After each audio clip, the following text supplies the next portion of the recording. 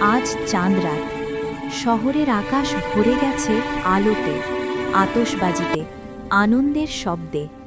কিন্তু এই আলোর আড়ালেই কেউ কেউ অপেক্ষা করছে অন্ধকারে।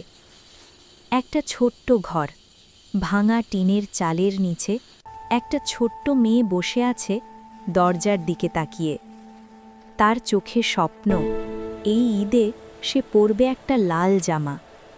সকালে যাওয়ার সময় বাবা বলেছিল, দিব মা, লাল টুকটুকে জামা এনে দেব।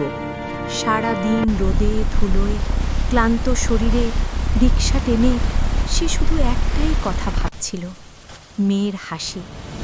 অবশেষে ফুটপাতের দোকান থেকে একটা সস্তা লাল জামা কেনা হলো। বুকের কাছে আঙলে ধরে সে বাড়ির পথে ফিরছিল। কিন্তু ভাগ্য থামে না কাউকে জিজ্ঞেস করে। একটা দামি গাড়ি কাদা ছিটিয়ে সব কিছু শেষ করে দিল। নর্দমার কালো পানিতে ডুবে গেল একটা শিশুর ঈদের স্বপ্ন। রক্তাক্ত শরীর নিয়ে খালি হাতে বাবা ফিরল ঘরে। মেয়েটা দৌড়ে এলো, বাবা, আমার জামা? এই প্রশ্নটার ওজন সবচেয়ে ভারী। সে কি বলবে, কিভাবে বলবে যে বড়লোকের চাকায় পিষ্ট হয়েছে তার সন্তানের আনন্দ? তাই সে বলল একটা মিথ্যে, একটা বাবার বাঁচার জন্যে বলা মিথ্যে। মেয়েটা কাঁপা গলায় বলল, না বাবা, আমার জামা চাই না, তুমি ভালো থাকলেই চলবে।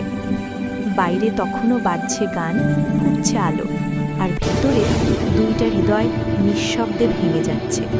কারো আনন্দের আলো কারো জীবনে শুধু ছায়া হয়ে নামে।